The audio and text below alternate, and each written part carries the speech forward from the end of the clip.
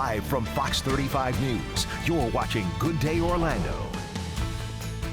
Well, right now on Good Day Orlando, making safety a priority. One aunt says she is outraged by the way one school is handling her niece's concerns about bullying. The legal action she's now taking. Plus, a crash turns into a miracle as complete strangers jump in to help a flipped over SUV.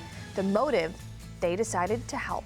And new steps to improve pedestrian safety near One Beach will bring you the biggest changes along A1A in Ormond Beach. Well, welcome back, everybody. It's 4:30 on this Thursday morning. Thanks for spending part of your morning with us and waking up with us. I'm Deborah Choe. We're going to get right over to Fox 35 Storm Team meteorologist Jessica Dobson, who's tracking some sprinkles and some rain in some areas. Hi, Jess. Hi, good morning, and good morning, Central Florida. It is a bit of a wet start to the morning for some of us, but it's more so an annoying rain than anything else. It's not very heavy, but it's just heavy enough to where you don't want to get caught outside in it without anything shielding away the rain. So we do have a cold front that's going to be working its way through Central Florida here over the course of today. An area of low pressure is working its way through northern Florida.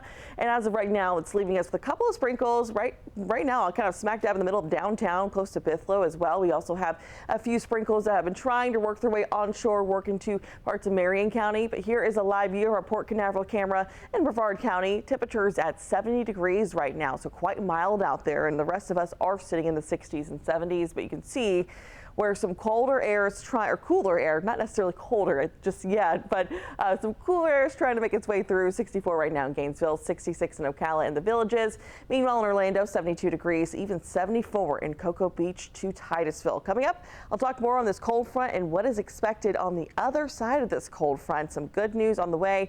We'll talk more on that in just a bit, but until then, Deborah, back to you. All right, Jess, I'll take it from here. Well, a concerned aunt is taking action to protect her niece. She is taking the Brevard County School District to court because she claims her niece's school is not doing enough to stop bullying and also to protect kids. Fox 35's Randy Hildreth has this story. The family believes not enough was done here, and they say this lawsuit was a necessary next step. I'm very, very concerned about my niece's safety. Samantha Conover claims school staff at Edgewood Senior High School knew her niece was being bullied, even showing me documentation from earlier this month of the school's investigation into complaints. After a thorough investigation, it has been determined that an act of bullying/harassment did occur. But Conover believes staff didn't do enough to stop it from happening. The family claims their 7th grader had been harassed and assaulted by an older student dating back to October 2023. And even after restrictive measures were put in place, This is the stay away contract. they claim the harassment continued. We filed this lawsuit because, number one, my niece's safety is our utmost important and number one priority here. Now the family is taking the district to court. They filed a lawsuit this month with the School Board of Brevard County named as defendants. In lawsuit documents, the family alleges the incidents included sexual assault and inappropriate comments. It claims the defendant has been aware of this other student's propensity for such conduct but failed to take corrective action. Conover says her niece's mental health and grades have been impacted. Do you understand what an impact that this has on a developing young teen, a 13-year-old girl? The lawsuit demands a jury trial. We reached out to the district for comment. A representative told us that the district does not comment on pending litigation. Reporting in Brevard County, Randy Hildreth, Fox 35 News. Randy, thank you. The time now is 4:33 in Marion County. Ocala police are trying to track down the man seen right here riding a dirt bike. Police say he sped away from a traffic stop. Now the picture shows a small child actually between the suspect and the handlebars. The man is still on the run. There is a $3,000 reward available for his capture and also his conviction. Well, out of Orange County, this man right here is charged with second-degree murder. This is 68-year-old Jesse Hill. He accidentally shot a man in the head. The shooting happened just after midnight on Monday in Orlando. Police say it started when the victim came to Hill's house to talk to a woman who was staying there. The victim was not supposed to be there because the woman had a restraining order against him. But Hill was arrested because he allegedly shot the man as he was leaving. Well, take a look at this video out of Daytona Beach. Look at that. 2 SUVs colliding before one of them flips over. You can actually see the driver of the gray SUV was turning left onto International Speedway Boulevard, but police say they ran the light. Well, then seconds later, those two cars crashed, but it didn't take long. 8 people right there came together to flip that SUV back upright. Army veteran Amy Wrigley says she'd do it all over again. As a veteran, I took an oath to protect and defend, and 2 of the Army values that we live by are personal courage and selfless service. So I saw an opportunity to help somebody in need, and I had to go. They were able to walk away from the vehicles amazingly, so I'm glad everybody was safe. Amy. Oh, goodness, they were all there and they all helped. A total of 4 people were actually involved in this crash. None of them were taken to the hospital. Police said no serious injuries, thankfully. Officers did ticket, though, the 31-year-old driver of that gray SUV for running that red light. Well, the time now is 4:34. A customer at a Walmart in Palm Coast helped deputies arrest a suspected shoplifter and drug dealer. So deputies say Amber McCann refused to show her receipt with a cart full of merchandise. So deputies confronted her in the parking lot and allegedly found marijuana and meth in her car, along with these silver, copper, and platinum bars. McCann is facing charges of grand theft and also drug trafficking. Well, a stretch of Kirkman Road in Orlando has been renamed for a fallen officer. Kevin Valencia was shot in 2018 at an apartment complex off of Kirkman Road. Here's some pictures of him. Well, he fought for his life before finally passing away in 2021. The dedication is a visual reminder of his dedication to the community. Officer Valencia served the community for more than 7 years. He was previously awarded a Purple Heart by the Orlando Police Department. I can't even put into words how much it means to me, because to know that my husband's name is going to continue to live on, his legacy, what he did and what being a police officer meant to him, will continue to live on. Well, Officer Valencia served the community for more than 7 years. He was previously awarded a Purple Heart, again, like we said, by the police department. Well, the time now is 4:36. A walk to the beach just got a whole lot safer in Volusia County. More than $4 million project added a number of features to A1A and Ormond Beach to cut down on pedestrian accidents there. Fox 35's Marley Camper walks us through those changes. A1A is a super busy area. Not only are there restaurants and businesses here, but when people want to cross this crosswalk, it's usually to get over to the beach. And since 2019, there's been 6 crashes involving pedestrians. So FDOT has added 7 of these flashing beacons here. So when you press the button, it turns on the warning lights. That way it tells drivers to slow down. So when you want to cross, you can get to your destination safely. Wait for traffic to stop, then cross with caution. Lisa Wells is one of many frequent tourists who enjoys walking in Ormond Beach. I bring my parents down here every year, and it's really tricky to cross the street. And as she went on her morning walk Wednesday, she was surprised to see the new improvements along A1A. But she's happy it'll make it easier when walking with her elderly parents. See these new crosswalks and the flashing lights really hopefully make people slow down so people can safely cross the street. I think it's great. But the $4.1 million project isn't just about signs and lights. FDOT Safety Administrator Lorene Bobo says they've done much more. We've raised that crosswalk up, which is bringing that person walking or biking even more visible to the drivers. And then because it's raised, the drivers tend to slow down. And that's the goal, getting drivers to slow down. And hopefully changing the speed limit from 35 to 30 will also do that. For a pedestrian, if they are hit, unfortunately, the slower that speed is, the more likely their chances of survival are. So that's where we really want to bring that speed down so that they can get through safely. This safety project has been in the works since 2020. And it's one Captain Christopher Bruce says the Ormond Beach Police Department has been asking for a long time. Anytime we can make the streets safer for pedestrians and vehicles, and I think this does both, it's just amazing. And on top of all of that, FDOT has painted some bicycle markings on the street to 1, let drivers know to watch out for people on bikes, and 2, to share the road because there's not enough room for bike lanes. Reporting in Ormond Beach, Marley Capper, Fox 35 News. Marley, thank you. Well, right now, 70 K-9 units from different police departments across Florida are at Valencia College. They are completing a 4-day training session hosted by the Florida nonprofit K-9s United. K-9 handlers and their dogs will experience real-world scenarios and learn human detection and criminal apprehension techniques. The founder of K-9s United shares what inspired this training. The inspiration is we want to make sure that the K-9 units have everything that they need to be the most successful that they can be out on the street, keeping our community safe. Handlers are also taught how to avoid issues like heat stroke and float, and how to give first aid if a situation does turn dangerous.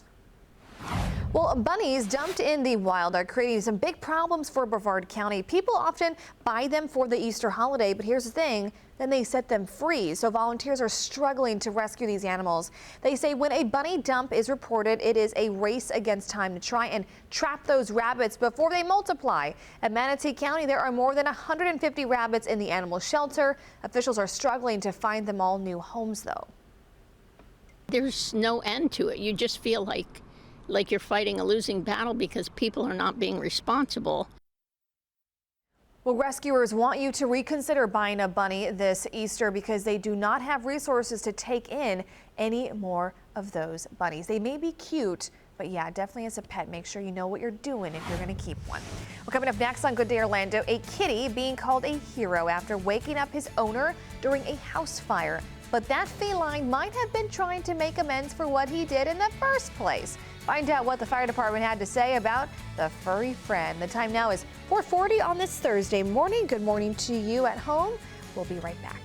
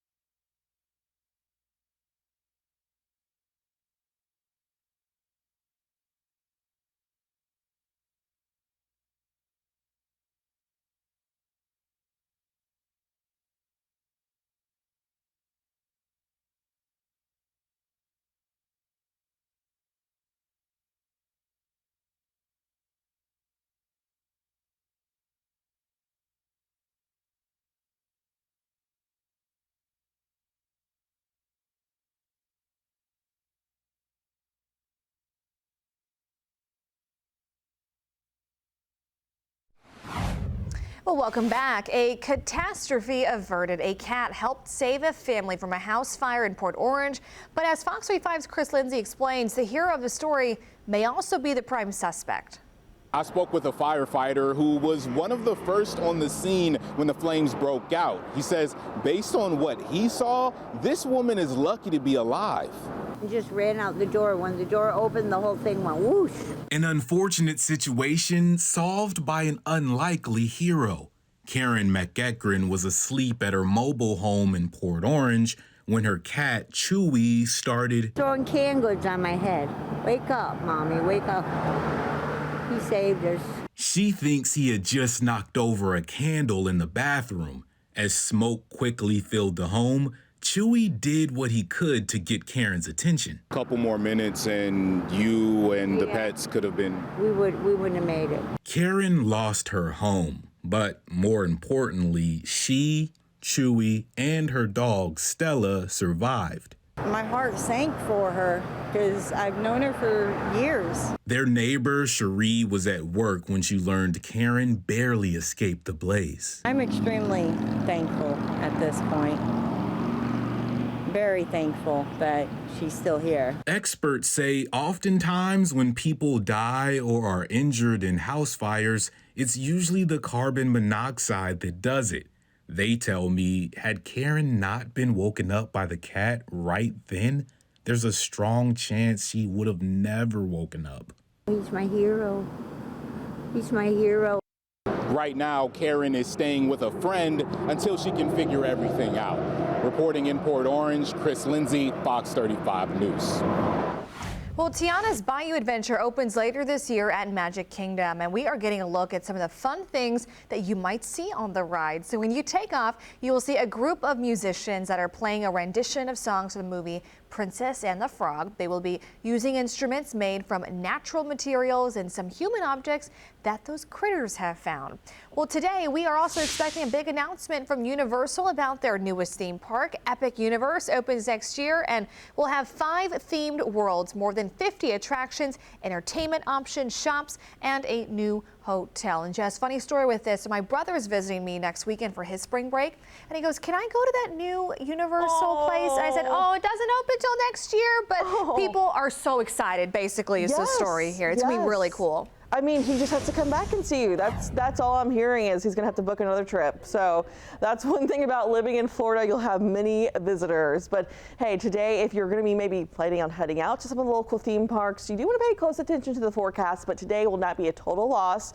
We are tracking a cold front that's currently working its way through parts of the Gulf and is going to start entering areas near the Tampa Bay area here over the course of the next couple of minutes. This area of low pressure continues to work its way off to the north and east, and that is going to give way to a few increasing shower chances over the course of this really late morning, early afternoon. So a few sprinkles have been ongoing so far this morning. We have seen a couple of those work their way through downtown Orlando. Otherwise, it's been mostly dry for the majority of us, just kind of a drizzly start to our day and windy. Temperatures are in the 70s and 60s, 72 right now in Orlando, 74 in Cocoa Beach and Titusville, 69 in New Smyrna, 73 in Sanford.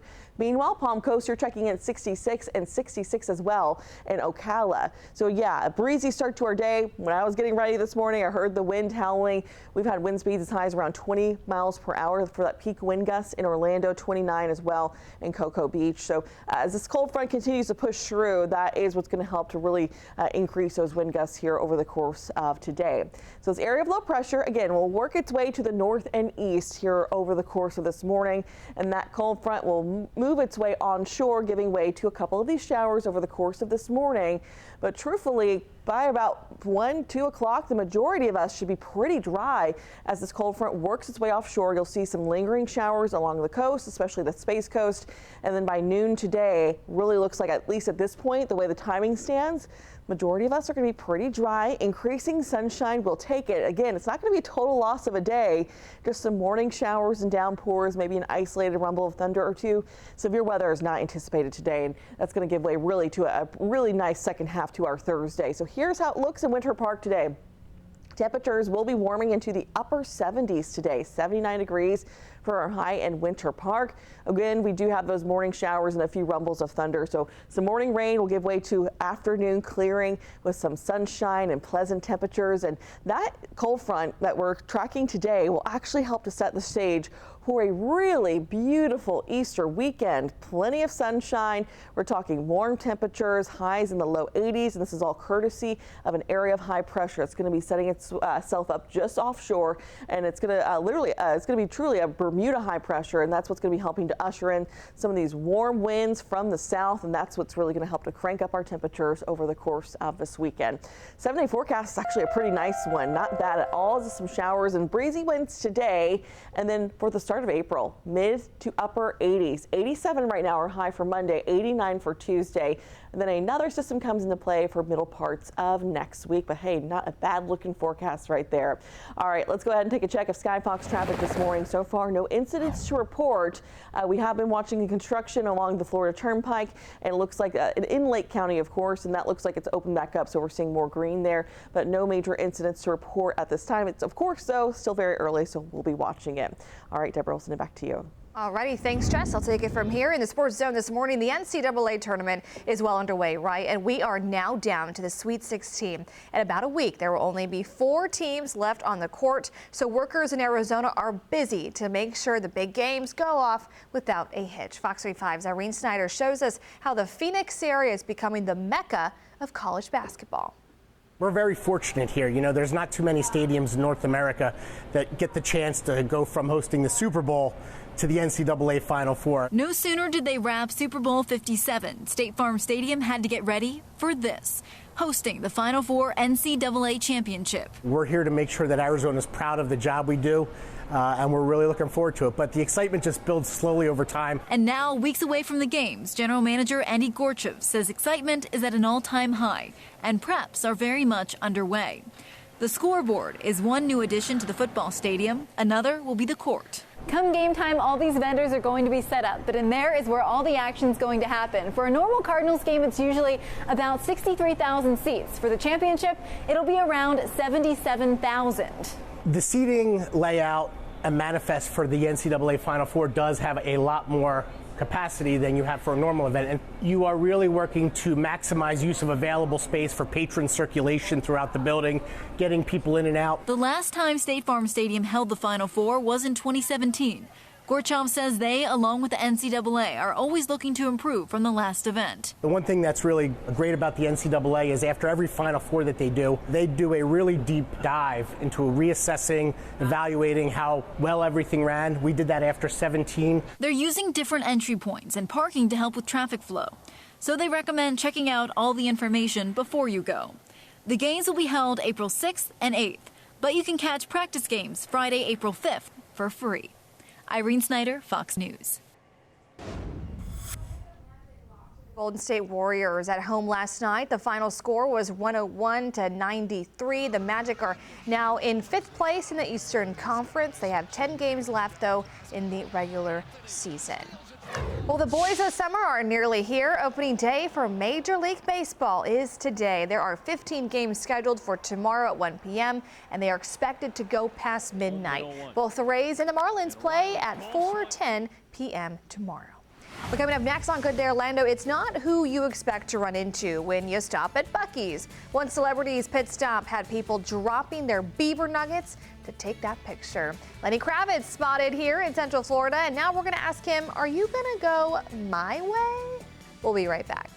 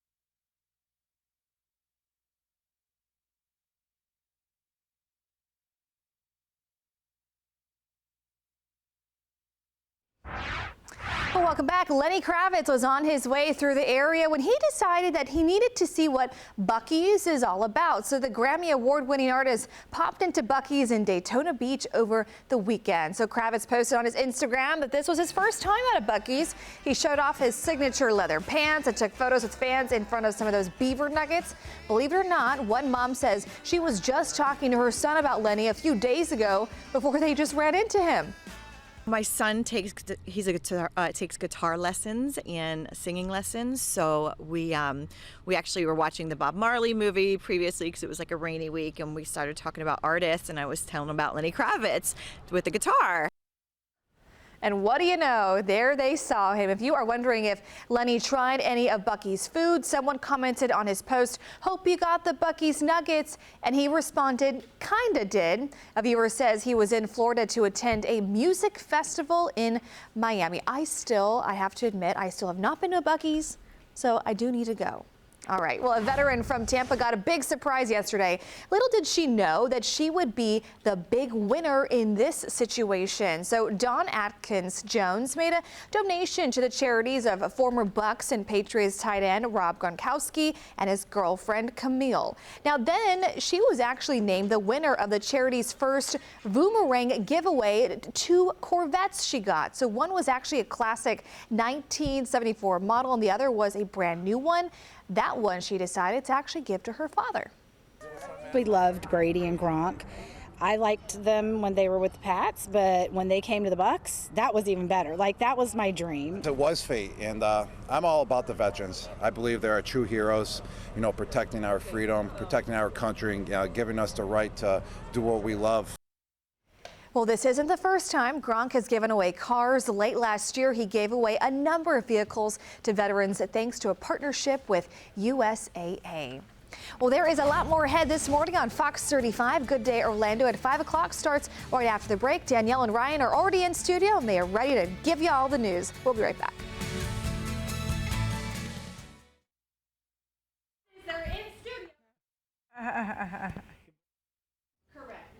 You didn't leave the door open for me.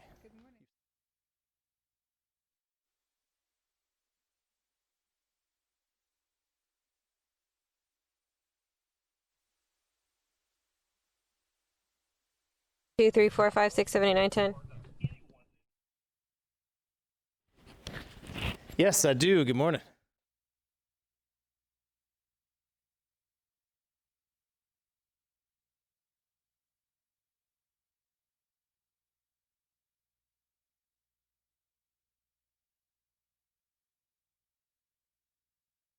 Jessica.